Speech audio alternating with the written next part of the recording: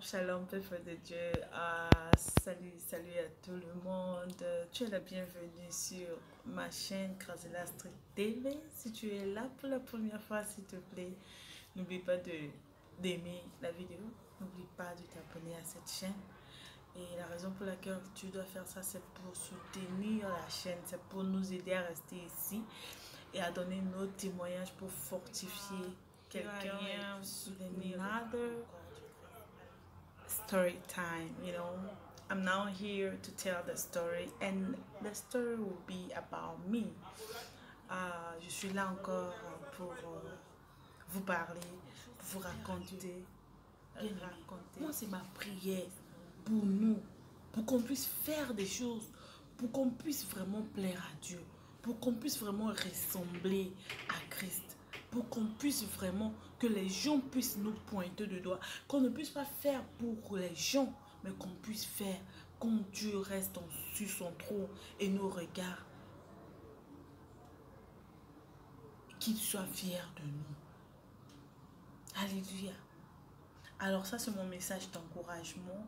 Alors je reviens sur mon histoire, l'histoire qui va peut-être te choquer, l'histoire peut-être qui va te bénir aussi, l'histoire qui va peut-être t'ouvrir la pensée, l'histoire qui va vraiment peut-être te bénir. Alors, avant de commencer cette histoire, avant de raconter mon histoire, j'aimerais vraiment te donner un conseil. Vous voyez, avant de commencer, j'aimerais juste parler un peu de l'histoire de quelque chose qui s'est passé. Un pasteur qui a assassiné sa femme parce que sa femme lui a demandé le divorce. Le pasteur, c'est un Ghanéen. Excusez-moi. Le pasteur, c'est un Ghanéen et puis il a assassiné sa femme parce que la femme lui a demandé divorce. La raison pour laquelle la femme lui a demandé divorce, c'est parce qu'il est maintenant dans, comment on appelle ça, l'occultisme. Donc la femme a découvert que son mari ne lisait plus la Bible. La femme a découvert que son mari lisait que des livres vraiment qui ne concordent pas avec la vie chrétienne. Et aussi, il n'avait pas une relation sexuelle avec sa femme, mais il couchait avec d'autres femmes, vous voyez. Et quand la femme a décidé de divorcer le monsieur, divorcer avec le monsieur n'était pas content et puis il a assassiné sa femme. Vous voyez.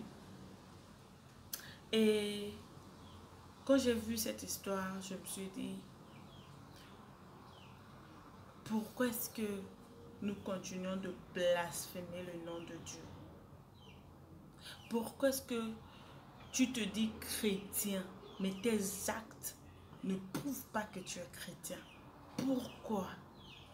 Est-ce que nous voulons que les gens viennent, Dieu vienne d'en haut pour descendre, pour se présenter aux gens, ou bien les gens doivent voir Christ en nous? Les gens doivent voir notre vie et dire que vraiment cette personne est une chrétienne et cette personne est un enfant de Dieu. Je suis sûre que ce que je suis en train de dire, quelqu'un est en train de dire que c'est pas facile. Je sais que c'est pas facile. Être chrétien. Voilà pourquoi Dieu a dit à Josué, prends courage. Prends courage parce que si tu n'as pas le courage, tu n'arriveras pas au bout. Tu ne pourras jamais arriver au bout. La marche chrétienne, c'est comme une course. Nous devons courir, courir, courir. Et la course, ce n'est pas quelque chose de facile. Tu dois courir pour atteindre l'objectif. La vie chrétienne n'est pas de marcher seulement. La vie chrétienne n'est pas de dormir seulement. La vie chrétienne n'est pas de manger seulement la viande, mais il faut aussi broyer les os. Si tu es venu à Dieu, si tu t'es distingué parmi les milliers et tu t'es dit que moi, tu t'es autoproclamé Tu as décidé toi-même, personne ne t'a forcé, que moi je veux être un chrétien. Je veux être un enfant de Dieu. C'est parce que tu t'es mis dans la tête qu'il y a un chemin à suivre. Je ne vais plus suivre mon propre chemin. Mais je veux suivre le chemin que Dieu a tracé pour moi. Mais pourquoi est-ce que d'autres pasteurs sont en train de blasphémer le nom de Dieu? Si tu veux faire du business, prends la magie. Prenez vos magies. Faites votre business. Mais pourquoi prendre vos trucs et puis utiliser le nom de Dieu? Vous n'avez pas honte, vous n'avez pas peur.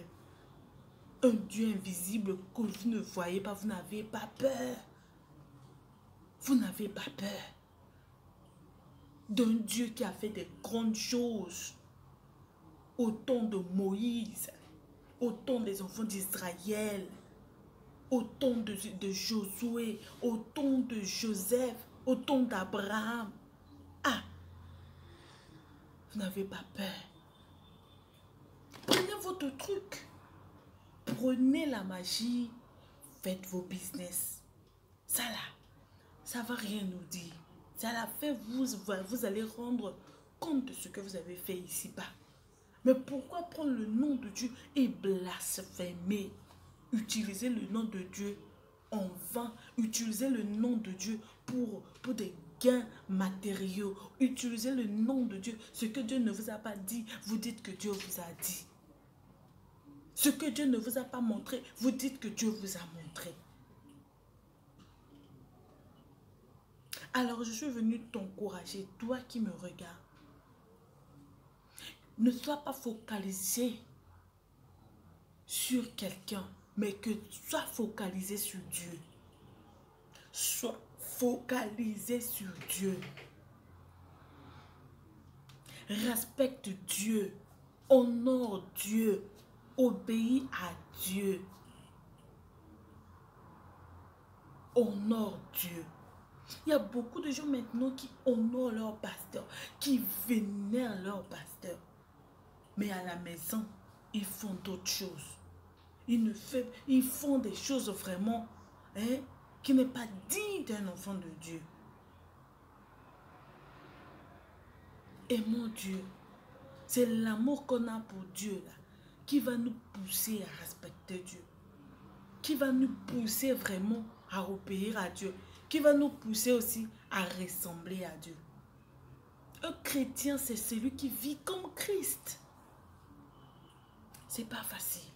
C'est celui qui vit comme Christ. Si tu as décidé de faire partie de ces gens-là qui vivent comme Christ, fais-le bien. Fais-le bien.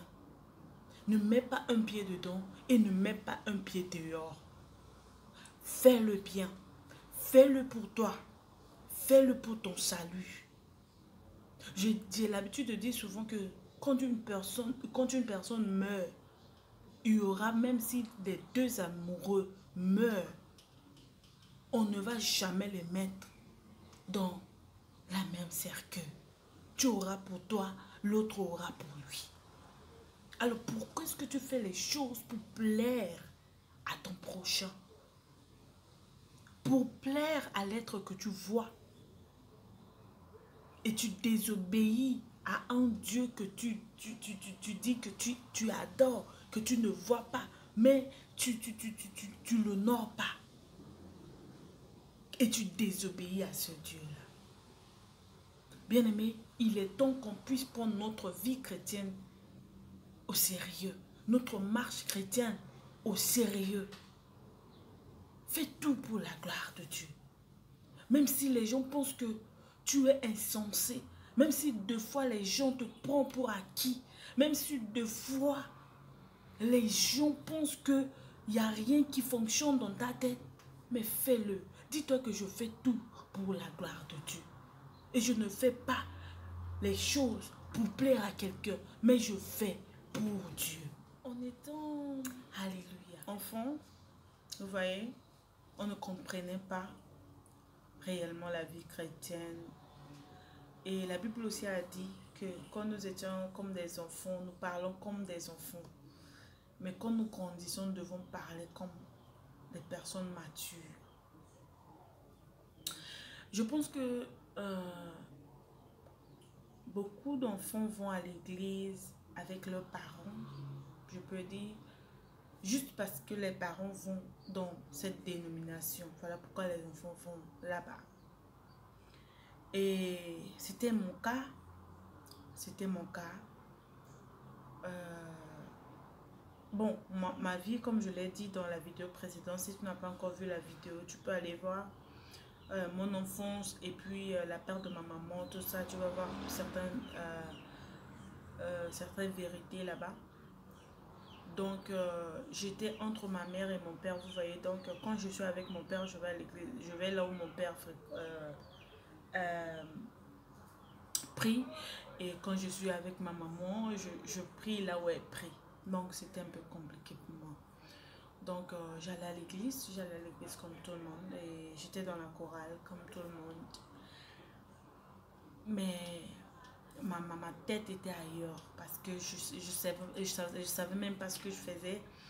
Je savais même pas ce que c'est que être chrétien. Bon, en fait, je suivais juste parce que c'est ce que tout le monde fait. Et puis moi aussi je fais. Je pense que c'est l'histoire de plusieurs personnes. Ok. Même à 30 ans, il y a des gens qui vont à l'église juste parce que c'est dimanche, je dois aller à l'église. Les gens doivent me voir prendre ma Bible et puis aller à l'église. Voilà, c'était mon cas et je faisais vraiment des choses que si tu me demandes maintenant de faire, je vais te dire non devant toi. Face à face, je vais te dire non, je ne peux pas faire ça. Parce que, j'étais dans la chorale et j'étais vraiment un enfant turbulente. J'étais vraiment un enfant un peu rebelle, un peu... comment on appelle ça? Stubborn in English. Oui, rebelle, quelque chose comme ça. J'étais un peu... I was a bit stubborn child, you know. C'est parce que j'ai pas eu, comme je l'ai dit, je n'ai pas eu l'amour combiné de mes parents. Donc, ça m'a amené à être un peu capricieuse, un peu caduque, un peu, donc, mon caractère c'est un peu dur, quelque chose comme ça. Donc, j'étais dans la chorale, mais au fait, je savais ce que je faisais, et je venais à l'église,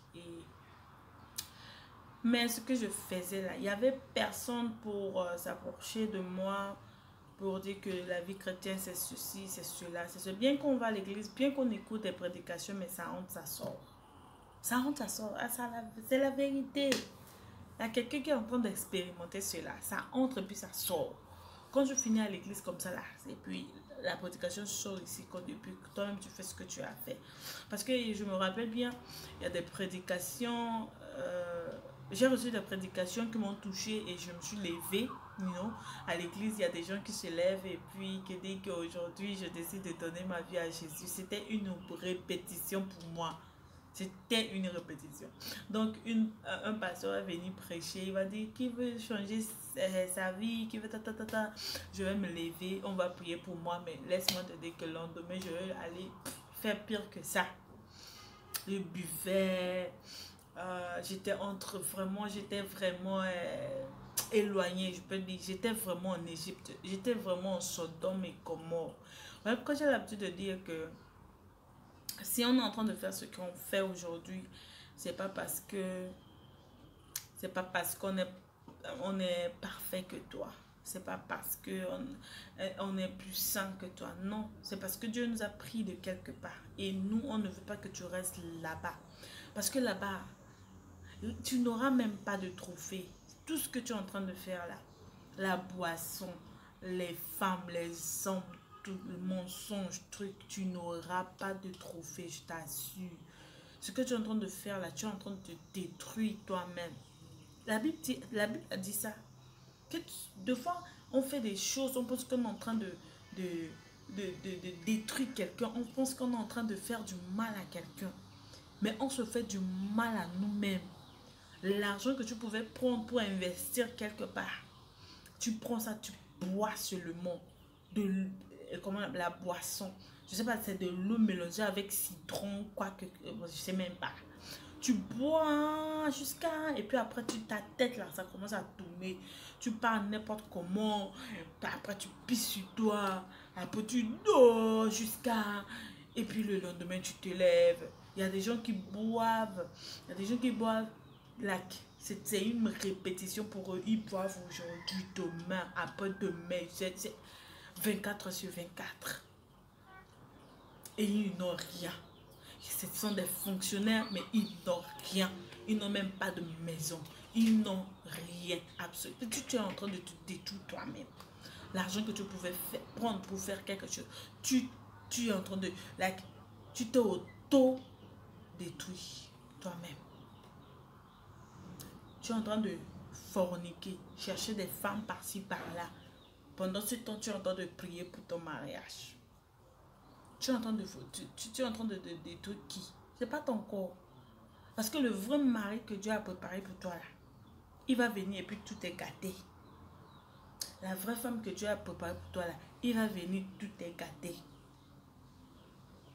Tout ce qu'on fait, tout ce que la Bible nous demande de faire, tout ce que la Bible nous dit de faire, c'est pour notre bien. C'est moi qui te dis ça. Pense ça chez moi, chez ta soeur quand c'est là. Tout ce que la Bible nous demande de faire, c'est pour notre bien. C'est pas pour le bien de quelqu'un, bien aimé. Détrompe-toi. C'est pour notre bien. Est-ce que j'ai compris, arrivé à un temps, quand j'ai compris cela là, que si je ne fais pas certaines choses, c'est pour mon bien là. Le jour où j'ai compris ça, j'ai arrêté avec. J'ai arrêté tout. Et je me suis dit que, il y a les choses que Dieu ne veut pas que je fasse là. Si je fais, je me fais du mal à moi-même. Un jour, je veux me marier. Mais si je couche ici, je couche là-bas, je couche ici, je couche là-bas. Mais le mari que Dieu va m'envoyer là, mais lui, il va venir manger quoi? Si tout le monde a mangé, si beaucoup de gens ont mangé. Arrivé un temps, je me suis ressaisi et dit, hey. Quand j'ai compris que si tu ne fais pas certaines choses, si la Bible te dit de ne pas faire quelque chose, c'est pour ton propre bien. J'ai arrêté avec tout.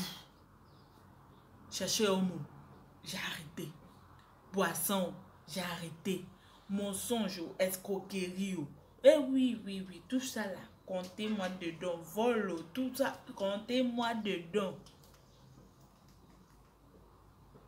Quand j'ai découvert que si tu fais le bien, c'est pour toi-même. Et si tu sais faire du bien, lisons ce verset dans Jacques 4, verset 17, qui dit: celui donc qui sait faire ce qui est bien et qui ne le fait pas commet un péché. C'est-à-dire que toi-même tu sais que Dieu veut que tu fasses du bien. Tu sais, c'est ce que Dieu veut qu'on fasse. Le mal n'existe pas dans le dictionnaire de Dieu. C'est le diable qui est venu détruire, tuer et puis voler. Mais notre Dieu là, il est venu pour nous donner la vie en abondance. Et la Bible dit dans Jacques 4, verset 17 que c'est lui donc qui sait faire ce qui est bien et qui ne le fait pas commet un péché. Je dis, quand j'ai compris que tout ce qui est mal, et que moi, je suis contente quand je fais ça là, j'ai arrêté avec tout. Je dis, quand je dis tout là, c'est tout. Mais ça a pris du temps. C'est pas que automatiquement tout a changé. Non, ça a pris du temps. Moi, j'étais orgueilleuse. Orgueil là, faut laisser. Mais bon, je cachais ça, en fait. Je voulais pas que les gens voyaient tout comme ça. Mais c'est ça qu'elle a là. Yeah. Mais Dieu est bon. Dieu est bon. Capricieuse. J'étais vraiment... non. Mais les gens qui me connaissent, ça savent. C'était vraiment terrible. Mais gloire à Dieu qui est dans les cieux.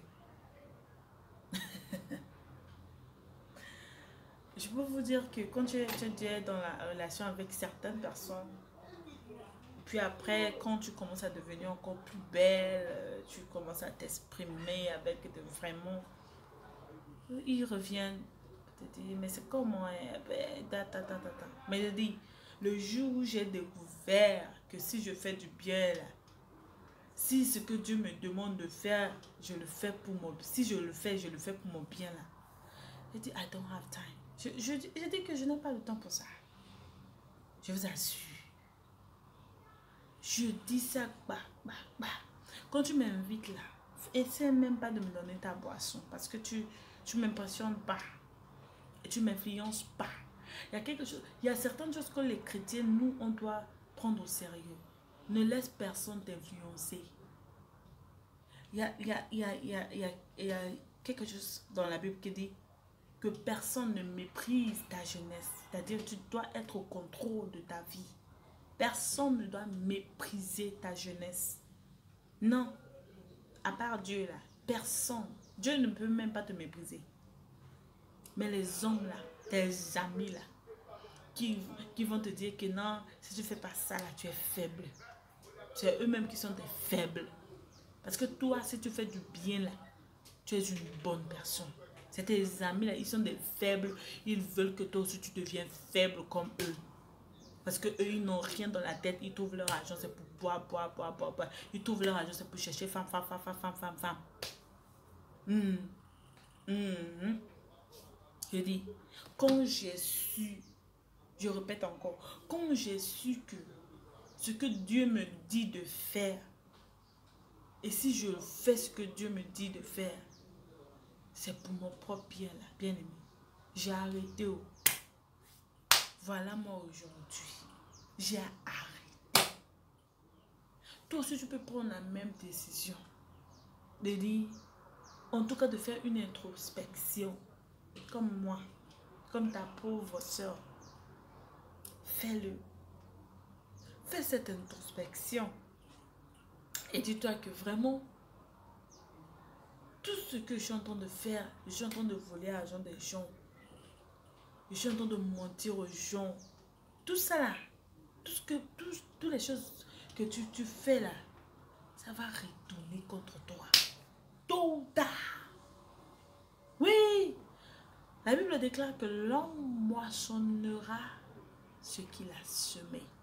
Si tu sèmes le mensonge, quelqu'un d'autre va te mentir. Si tu sèmes le vol, vraiment la Bible, la parole de Dieu est tellement exacte. Et quand aussi j'ai commencé à aimer la parole de Dieu, j'ai découvert beaucoup de choses. Ça m'a aidé à être ce que je suis aujourd'hui. Si tu sèmes l'adultère, tu vas récolter l'adultère. Si tu sèmes la fornication, tu vas récolter. Si tu sèmes, tu vas récolter. Mais si tu sèmes des bonnes choses, oh, le jour où tu vas récolter ces choses-là, toi-même tu vas sourire jusqu'à... Toi-même quand les gens te regardent, les gens vont penser que tu as perdu la tête. Mais vraiment bien aimé, tu n'as pas perdu la tête. C'est les bonnes choses que tu as sémées là. Dieu va packager. Dieu va emballer ça d'une autre manière et puis il va te donner ça bang, comme ça. Quand tu reçois ça, toi-même tu te dis que, hé mon vieux père, c'est comment? Tu m'as béni comme ça. C'est comme ça. C'est comme ça. Quand tu sèmes le bien, tu récolteras le bien. Sème le bien maintenant. Bien aimé, arrête le mal. Sème le bien. J'ai parcouru. Je dis, tout ce que les jeunes font là, c'est peut-être comment on appelle ça? Ce qu'ils prend et puis il devient là. On appelle ça quoi? C'est peut-être ça que je n'ai pas touché, mais dis, like, tout ce que les jeunes gens ont fait, ta soeur a fait ça. Ah. Mais, je dis mais, quand j'ai su que si tu sèmes le bien, tu récoltes le bien, j'ai arrêté de s'aimer le mal. J'ai arrêté de s'aimer le mal. Même aujourd'hui, Même mes propres parents. Quand je vais en vacances comme ça, hey, il faut boire un peu de vin, il faut voir. Vous avez dit, non, non, non. Non, non, non. Même avec mes propres parents, je dis non. Et puis, c'est pas avec un individu que je ai dit oui, juste comme ça. Je me rappelle, j'étais dans une relation avec quelqu'un. Bon, c'est pour fortifier quelqu'un. Après, ça n'a pas marché. Et puis, bon. Et puis, après, j'étais au bout de ma bénédiction. Dieu était sur le point de me bénir comme ça. Et puis, le diable a chuchoté dans l'oreille du petit là, du garçon là. Et puis, il est venu, il m'a dit, ah, Gracila, tu sais que je n'ai pas cessé de t'aimer, un truc comme ça. J'ai dit, moi, c'est puisque j'étais sûre, il y a un moment, quand j'ai stoppé tout, j'ai vraiment pris un temps pour moi, pour vraiment remettre tout entre les mains de Dieu. J'ai dit non. Non, j'étais avec lui encore un peu, et puis j'ai dit non, mon frère. Si tu peux pas attendre jusqu'au mariage, non. Comme du jeu. J'ai dit non. J'étais aussi avec et aussi une autre relation où j'ai fait une erreur grave. Et après, je me suis rendu compte que c'était une erreur. J'ai stoppé. J'ai dit, arrivé à un moment là, il faut faire tout pour toi-même. Hein?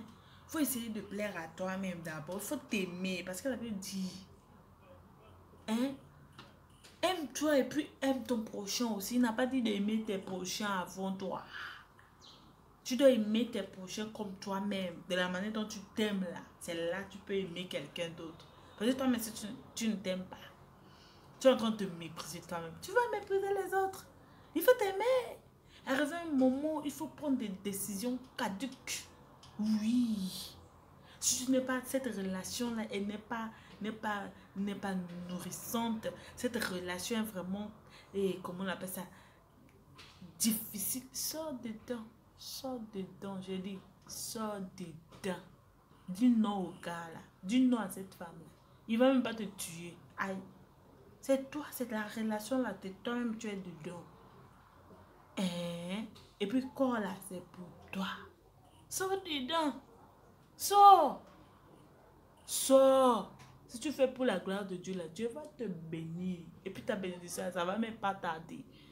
Quand tu commences à faire les choses pour plaire à Dieu, là, ta bénédiction, là, ça va pas tarder à venir.